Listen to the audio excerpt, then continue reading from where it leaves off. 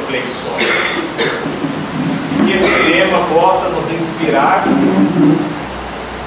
a fazer reflexões conosco, na nossa vida, no dia a dia.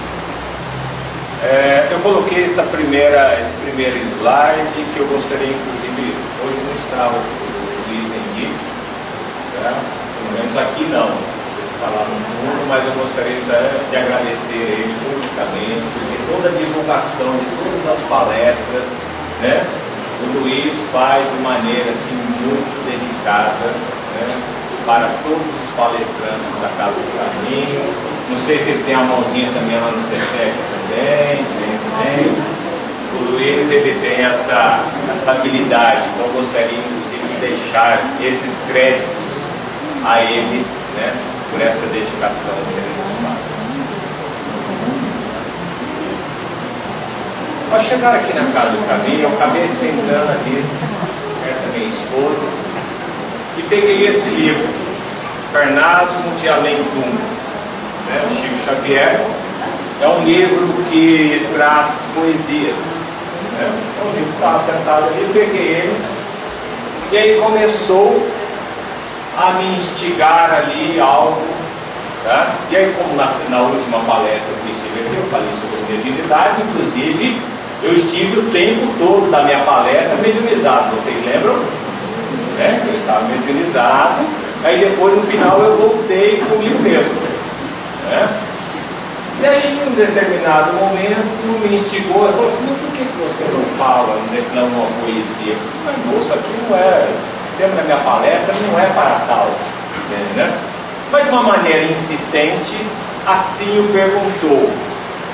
E me chamou a atenção que hoje, no período da tarde, por umas 2 ou 3 vezes, por um relance, eu não tenho nenhum tipo de clarividência, somente intuição, mas me chamou a atenção que algumas vezes eu ver alguém ao meu redor, ali junto comigo, e eu perguntava, mas da última vez eu perguntei a ele, assim, mas por que você está atrás de mim? Ele falou assim, para garantir que você vai na Casa do Caminho hoje mesmo. Enfim, o quanto que nós somos no dia a dia. Alguém já percebeu os espíritos que estão aos seus lados? Já conversaram com eles? Não? Ainda não? Eu vou atender ao pedido do meu caro amigo que estava ali ao lado. Eu pedi a permissão para vocês para declamar essa poesia. Tudo bem? Melhor?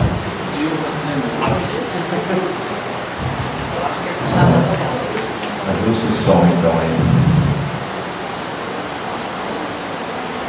A poesia de Cruz e Souza, o autor espiritual. Catarinense, nasceu em 1831 e viveu, acho que durante 65 anos. Beleza da morte. Há no esplendor da morte uma beleza transcendente, ignota, luminosa. Beleza sossegada e silenciosa da luz branca da paz, trêmula e acesa. É o augusto momento em que a alma presa às cadeias da carne tenebrosa abandona a prisão dolorosa e ansiosa, sentindo a vida de outra natureza. Um mistério divino há nesse instante, do qual o corpo morre e a alma vibrante foge da noite das melancolias. No silêncio de cada moribundo há a promessa da vida em outro mundo, na mais sagrada das hierarquias. A beleza da morte. E hoje vamos falar bastante sobre a morte. Vamos falar também sobre a vida, mas vamos falar de morte. O tema eu trouxe dessa frase de Confúcio, pensador chinês que viveu no ano no ano de 551 a.C., onde ele diz: aprende a viver bem e e bem saberás morrer. Profundo, né? Isso traz várias reflexões de como vivemos e de como podemos assim morrer. No Livro dos Espíritos, o capítulo 6, a pergunta 228 traz o seguinte, pergunta Kardec: conservam os espíritos algumas de suas paixões humanas? Com o invólucro imaterial dos espíritos elevados, deixam as paixões más e só guardam as do bem. Quanto aos espíritos inferiores, esses as conservam, pois, do contrário, permaneceriam a primeira ordem. Então, sim, nós conservamos todas as nossas paixões. E que paixões nós temos? Cada um sabe identificar dentro de si a paixão que tem, ou as paixões que tem, ou que cultiva. O que é paixão? É apegar-se a algo? É apegar-se a alguém? O quanto que ela contribui? Então, pelo visto, a próxima questão, também do Livro dos Espíritos, agora o capítulo 12, na pergunta 907, diz o seguinte, pergunta Kardec, né? Será substancialmente mal o princípio originário das paixões, embora esteja na natureza? Não. A paixão está no excesso de que se acresceu a vontade, visto que o princípio que lhe dá origem foi posto no homem para o bem, tanto que as paixões podem levá-lo à realização de grandes coisas. O abuso que dela se faz é que causa o mal. Então, ter paixões é algo natural. A gente ser dedicado ou gostar de algo, né, é algo natural. O que não é natural e o que realmente nos atrapalha nesse processo evolutivo é o excesso. O excesso dessas paixões na qual a gente vai tendo no decorrer da nossa vida. E aí, na pergunta seguinte, como se poderá determinar o limite onde as paixões deixam de ser boas para se tornarem más? As paixões são como um corcel, quer dizer, um cavalo, que só tem a utilidade quando governado e que se torna perigoso desde que passe a governar. Uma paixão se torna perigosa a partir do momento em que as deixais de poder governá-la e que dá em resultado em prejuízo qualquer de vós mesmo ou para outro. Alguém tem alguma paixão aí? Pode falar da mulher, do esposo também. Alguém tem alguma paixão para declarar? Pois não, Jânia? Pelo conhecimento que eu estudo, principalmente dentro da doutrina. Quanto mais eu leio, mais estudo, mais. E às vezes eu tenho que frear isso, senão eu não faço essa coisa. Então você não faz os afazeres diários, outros? Isso, desde que dosado, realmente, tá? Então, é aquela vontade de querer mais, tá? E os bens materiais podem ser alguma paixão nossa? Sim, tá? E hoje, inclusive, no estudo de hoje pela manhã, acho que na pergunta 170 do Livro dos Espíritos, onde o Godinho citou, tá, que o Espiritismo veio para combater o materialismo. Sim, com certeza, tá? Porém, conseguimos nos dias atuais estar vivendo sem os recursos materiais? Não, de jeito, maneira. O que é, então, eu ter paixão, né?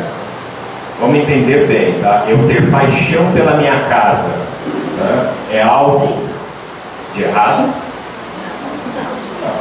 Eu ter paixão pelo carro que me transporta quando tem gasolina, de um lado para o outro, é errado? Não. O que nos dá é esses excessos, né? E os Espíritos confirmam isso, tá? É uma lei natural, como tantas outras, né? Como a lei do amor, a lei do trabalho, a lei da destruição, né? Tantas outras leis, né? Isso é natural, né? Que a gente tenha. O que não pode é quando os resultados dessa paixão, né? Ou o resultado do excesso de querer conhecer cada vez mais nesse momento da vida, né? Te traz que eu não vou fazer mais nada, não faço comida, não tomo banho, né? E aí começa esse excesso, né? Dessa paixão acabar sendo viciosa, e isso não faz bem para o nosso eu. Vira uma obsessão, perfeitamente, muito bem colocado. Quando essa paixão, em alguns aspectos, pode virar obsessão, tá? Então, amar uma outra pessoa, ou ser apaixonado por uma outra pessoa, isso é muito saudável. Agora, o que não pode realmente é deixar virar uma obsessão.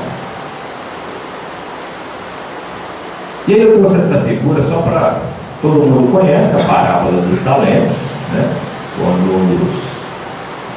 Quando um rei foi viajar e que tinha alguns talentos, né, que eram as moedas denominadas na época, e assim o deixou aos 3 servos seus, né? Para um deu 5 moedas, para outro 2 e para outro deu somente 1, e assim saiu para viajar pedindo para que eles a conservassem.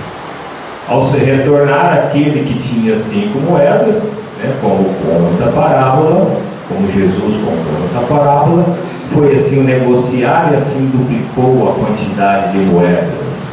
E aquele que tinha 2 também fez da mesma condição. Porém, aquele que recebeu tão somente 1, sabendo que seu rei era muito energético, né, ele tinha muito rigoroso, assim ele o enterrou e veio devolver tão somente 1, e que na qual o seu rei disse: mau servo que o és, porque não fizesse como os outros e assim multiplicasse os vossos talentos, na qual eu lhe depositei.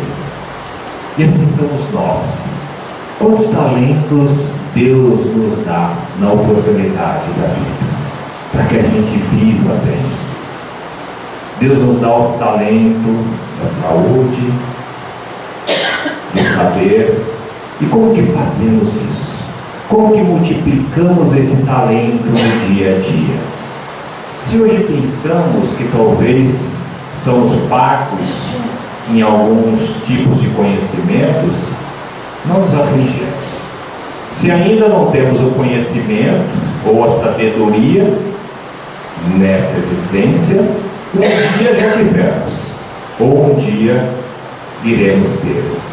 Se hoje os recursos financeiros, que é um talento emprestado por Deus, ainda nos são muito restritos, também não nos preocupemos, porque se hoje não temos, um dia nós já tivemos, ou um dia iremos ter.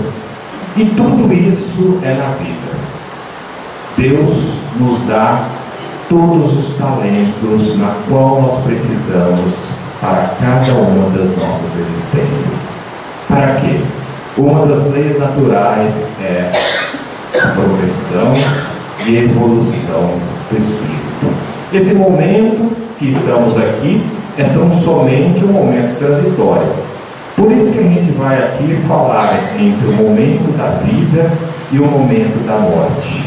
Porque esse é o momento que nós passamos de transitoriedade.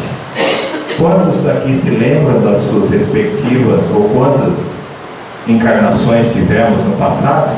Graças a Deus que Ele nos coloca um véu em cada uma das nossas reencarnações, E assim, que não permita para que a gente saiba, se hoje reclamamos que não temos tantos recursos financeiros, se nós lembrássemos o quanto fomos avarentos ou desperdiçamos no passado esse talento que Ele nos deu, assim realmente iríamos nos arrepender.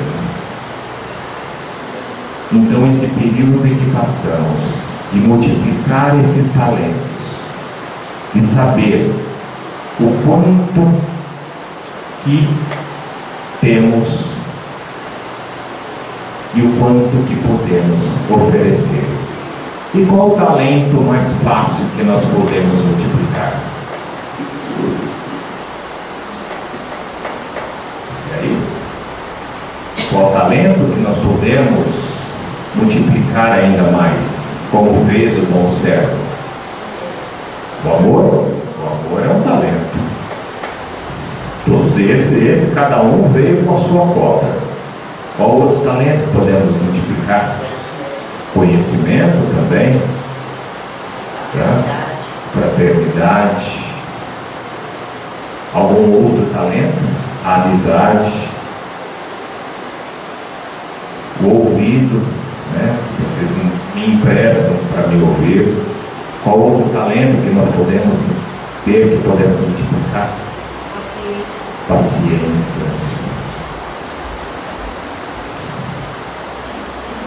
E aí eu coloquei essa imagem, encontrei ela também na internet e coloquei ela aí. Então, 4 perspectivas sobre a caridade completa. Então, cada palavra na qual a gente aqui disse está designada nessa única palavra chamada caridade.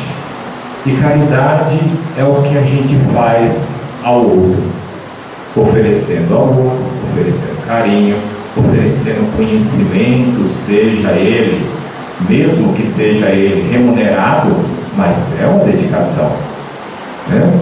Os professores que assim o fazem, né? É uma forma de multiplicar esses talentos, né? E aí, essas perspectivas estão: quem recebe o amparo, quem ajuda, o impacto na sociedade e os benefícios do Espírito. Tudo o que nós fazemos traz reflexo ao outro, mas também a nós. E aí também uma outra lei natural, a lei de ação e de reação. Se eu vivo bem, se eu ofereço amor, se eu ofereço carinho, o que recebemos de volta? A mesma maneira. Pode não ser diretamente daquela pessoa, mas daqueles afins. Da mesma maneira que eu atendi a um pedido hoje, né, na qual eu fiquei muito contente, desse amigo espiritual pedindo para declamar uma poesia, com certeza muitos daqui, assim, ou outros, sejam encarnados ou não, gostaram. E no mínimo, o que eu vou ter de volta? Quando a gente gosta de algo, um agradecimento, uma energia positiva, isso não é natural? Então toda a ação nossa reflete nessa ação e na reação.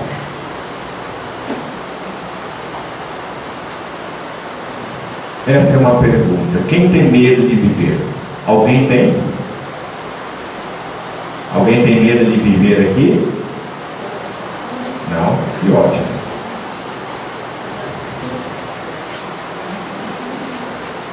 Vamos lá. John Lennon disse o seguinte: a vida é aquilo que acontece enquanto fazemos planos para o futuro. Qual é o nosso plano para o futuro? Alguém já traçou o seu plano para o futuro?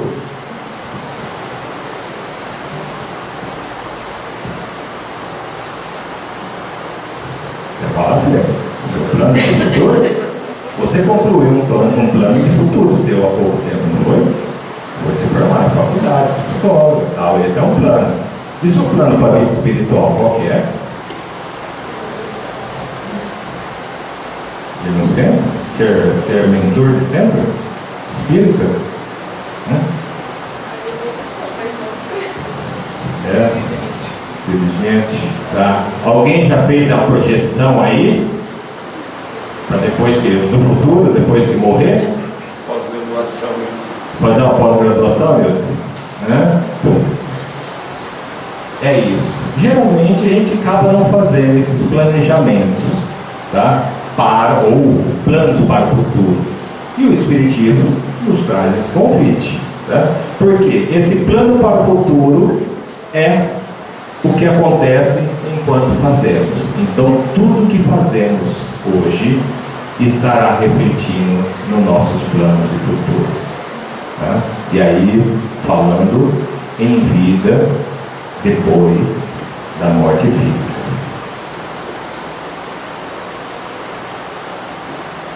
No Livro dos Espíritos, também a pergunta 153, em que sentido se deve entender a vida eterna? A vida dos Espíritos é que é eterna, a do corpo é transitória e passageira. Quando o corpo morre, a alma retorna à vida eterna. Então, como eu disse, esse momento em que passamos, uns mais, outros menos, nessa existência corpórea, né, é o reflexo do que nós vamos ter no nosso espírito. E aí Chico Xavier disse o seguinte, né, em uma de suas frases: aprenda a viver dentro de suas possibilidades. Buscar uma vida de aparências fora de sua realidade só levará para o abismo sem volta. Construa a vida aos poucos, lutando a cada dia e extraindo da vida o que ela tem de melhor, a simplicidade. E aí cada um sabe da sua simplicidade. Também não adianta, tá? A gente realmente fala assim, agora eu vou ser simples como Chico foi. Me despir de todos os meus bens, de tudo que eu tenho, né? E continuar uma vida simples a partir de agora. Não é o caminho, né? Então, porque senão nós podemos também tirar aqueles talentos na qual Deus nos deu, né, de multiplicá-lo, e aí acabar atrapalhando um pouco mais essa construção, essa existência. Agora, quem tem medo de morrer?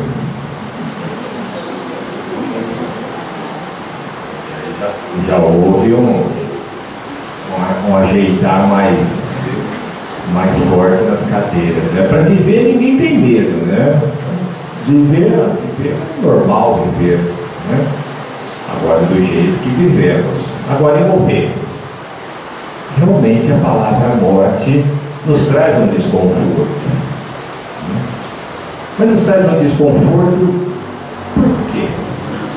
A gente já parou para pensar por que a morte do corpo físico? Porque nós sabemos, na pergunta 153, né, no Livro dos Espíritos, tem lá, né, o Espírito é eterno, a vida é eterna. Mas por que a morte do corpo físico nos traz esse desconforto? Já paramos para pensar sobre isso? Alguém tem medo de dor aqui? Tem? Ah, porque talvez a morte pode trazer dor. Mas tem gente que morre e não sente dor nenhuma, ou pelo menos não dá aparência quanto a isso. O problema é que a gente não tem certeza. A gente estuda, a gente sabe de um, mas não tem certeza. Realmente você não vai sofrer na hora da sua morte, realmente você vai de um lado bom. Eu acho que isso que pega mais. É.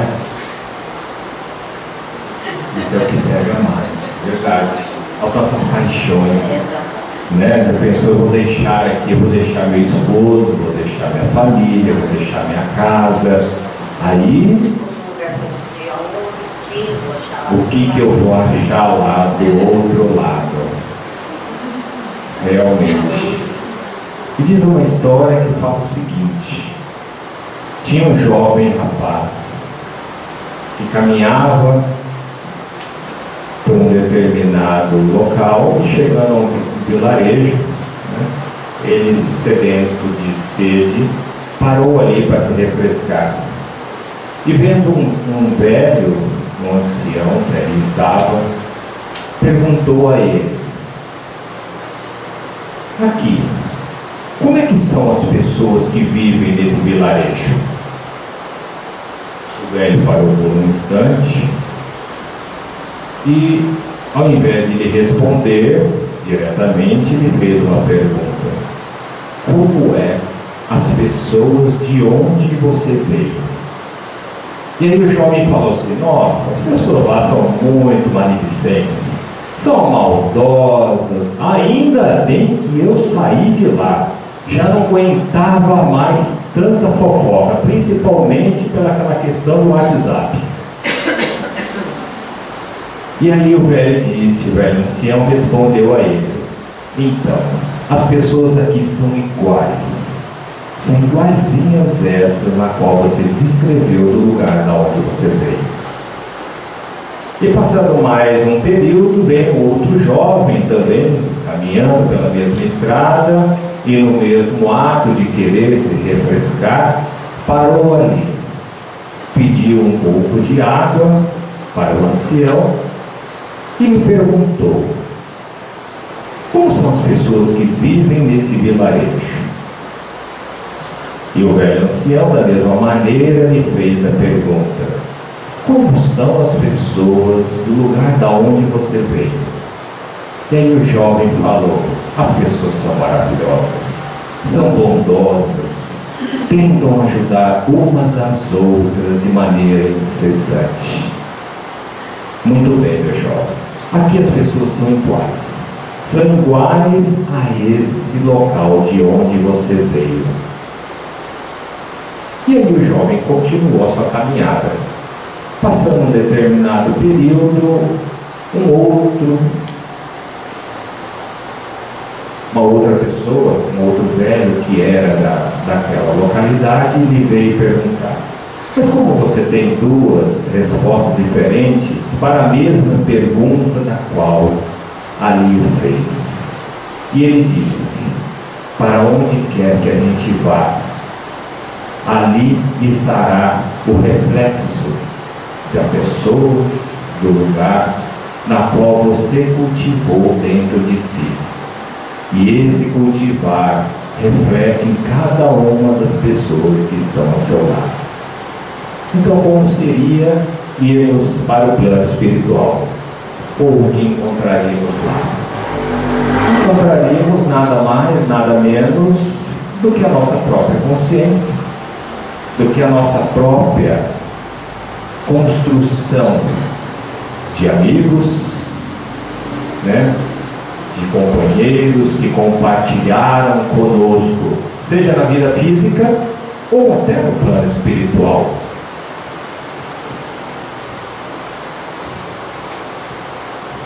O medo da morte segue do medo da vida.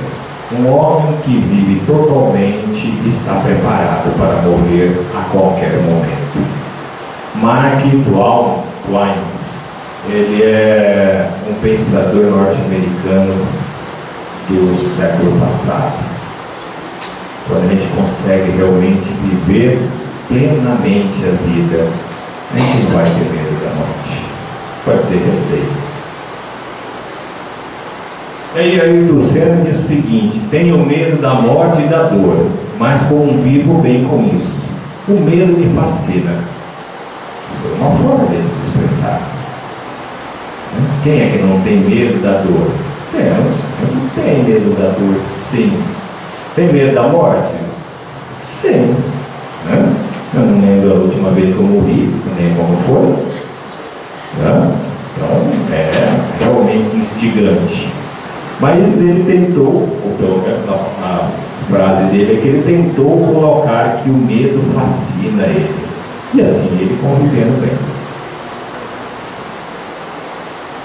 Pergunta 150 do Livro dos Espíritos, Kardec pergunta o seguinte: a alma, após a morte, conserva sua individualidade? Quer dizer, o ser conserva ele mesmo, né, do que ele era? Sim, jamais a perde. O que seria ela se não a conservasse? Quer dizer, nós mantemos quem realmente somos. Então não adianta dizer que vamos sair daqui e ser santos, né? Ou sair daqui e o meu plano de futuro é ser mentor da casa espírita, principalmente lá da Casa do Caminho. Pelo menos lá eu conheço muitas pessoas, tá? Tem vários médiuns, né? Uns que talvez vão antes de mim, outros talvez depois, mas sempre vai ter média ainda, né? Sempre vai ter, tá? Então, seria a forma mais confortável de eu fazer o meu plano de futuro. Porém, eu mantenho a minha individualidade. E aí, os itens A e B trazem o seguinte: como comprova a alma a sua individualidade, uma vez que não tem mais o corpo material, continua a ter um fluido que lhe é próprio, aurido na atmosfera do seu planeta, e que guarda a aparência da sua última encarnação, seu perispírito. Então, o perispírito é aquele elo que liga o corpo material ao espírito. E quando este, matéria, né, nós morremos, nos desligamos da matéria, o perispírito ainda continua com essas mesmas características. O item B: a alma nada leva consigo nesse mundo? Nada, a não ser a lembrança e o desejo de ir para um mundo melhor. Lembrança cheia de doçura ou de amargor, conforme o uso que ele fez da vida. Quanto mais puro for, melhor compreenderá a futilidade do que deixa na terra. Então, realmente, nada levamos, porque a única coisa que levamos da nossa vida, da nossa existência, é o conhecimento, é o que conseguimos impregnar em nós. É isso aqui. Quando passamos do plano físico, literalmente, para o plano espiritual, o que levamos é o que é impregnado em nosso DNA espiritual. Geralmente a gente fala que nós temos, geralmente não, desculpe, vou reformular. A ciência diz que nós temos impregnado na nossa carga genética, através do DNA, o que temos no nosso corpo físico. E isso, no nosso corpo perispiritual, no nosso corpo espiritual, esse DNA também vai sendo impregnado. Qual o DNA que nós temos certeza que nós temos no nosso espírito? De quem? De Deus. Nós temos a certeza que nós somos a fagulha de Deus, que nós temos impregnado em nós o DNA de Deus. E a cada nova existência, nós vamos fazer aqui um paralelo. Quando nós vamos melhorando geneticamente um ser, isso não é feito experimentalmente através de cruzamentos entre as mesmas espécies, para que esse ser, nós somos a prova disso, dentro do processo de evolução, até estarmos na atual conjuntura como o Homo sapiens, ok? E no nosso DNA espiritual? É da mesma maneira. E o que fica impregnado no nosso DNA espiritual?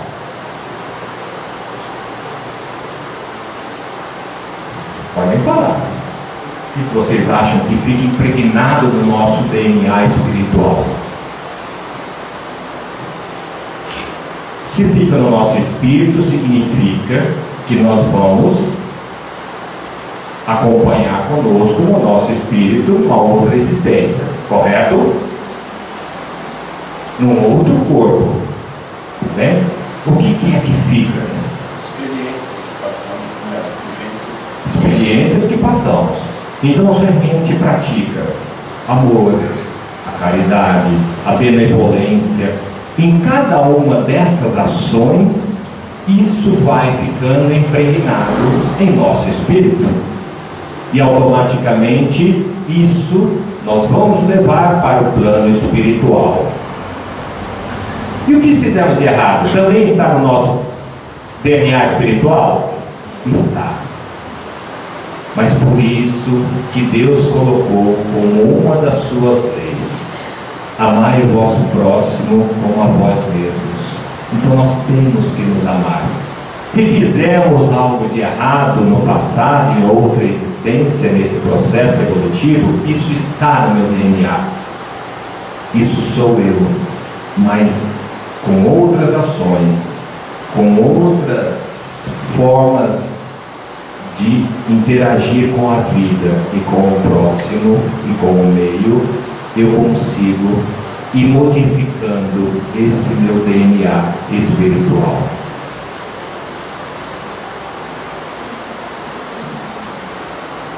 Trouxe esse livro, foram 3 livros que eu utilizei. Quem Tem Medo da Morte, de Richard Simonetti, um belo livro, um best-seller, tá?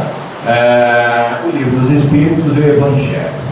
E aí eu trouxe uma frase ali que Richard coloca lá: todos morremos diariamente durante o sono, mas para transitar com segurança e lucidez nas regiões além túmulo, nessas horas, aproveitando integralmente as oportunidades de aprendizado, trabalho e edificação, preciso cultivar os valores do espírito durante a vigília. Quer dizer, estou acordado, ok? Caso contrário, estaremos tão à vontade no plano espiritual como o peixe fora d'água. Ou seja, todo dia nós experimentamos como é morrer, né? Nós só não morremos literalmente, né? Porque ainda ficamos ligados por um cordão que liga o espírito, tá, à matéria.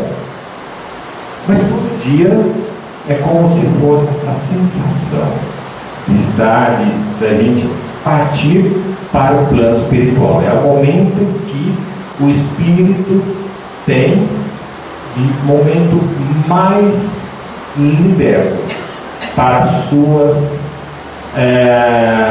atividades no plano espiritual. Alguém lembra aí dos seus sonhos?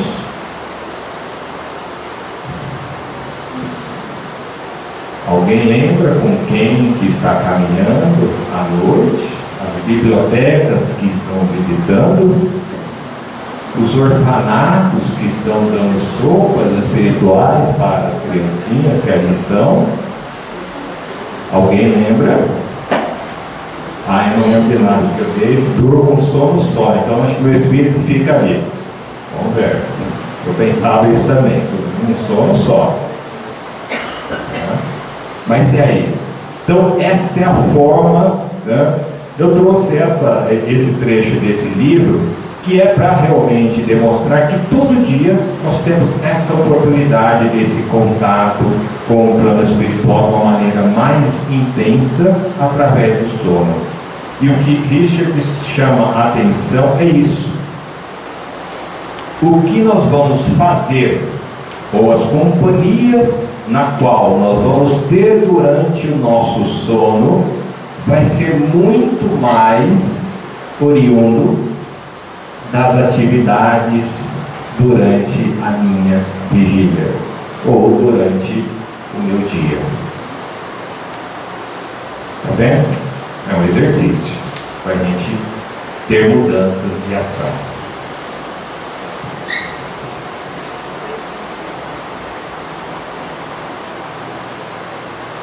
Viva de maneira prudente. Faça o bem que puder, e quando soar seu momento, vai sem medo.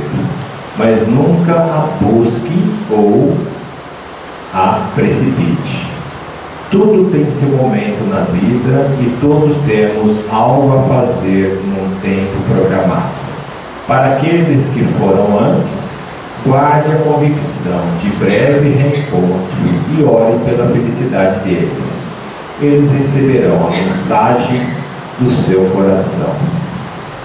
Eu coloquei essa imagem e também achei bastante interessante. Que é isso? O que é viver e morrer? A gente poderia até separar como uma linha no espaço. Hoje estou vivo, amanhã eu posso não estar. É uma linha muito tênue diante da eternidade que nós temos. Finalizando novamente com a frase de Confúcio: aprenda a viver bem e bem saberás morrer. E essa construção do aprender a saber viver bem é no dia a dia, é saber multiplicar os talentos, é saber cultivar em nós, é saber impregnar em nós esse DNA da bondade, do afeto, do carinho, de compartilhar entre amigos mesmos aqui em poucos momentos, mas que esses sejam sublimes, para que no momento em que, não que partirmos, para o momento em que passarmos desse plano para o outro plano espiritual, diante da linha do tempo da vida, a gente possa encontrar aquele vilarejo com as mesmas pessoas, que têm as mesmas ações, os mesmos gostos e que desejem compartilhar a eternidade conosco. Que Jesus nos abençoe, que possamos levar essas reflexões e fazer planos futuros para a nossa vida espiritual. Que assim seja.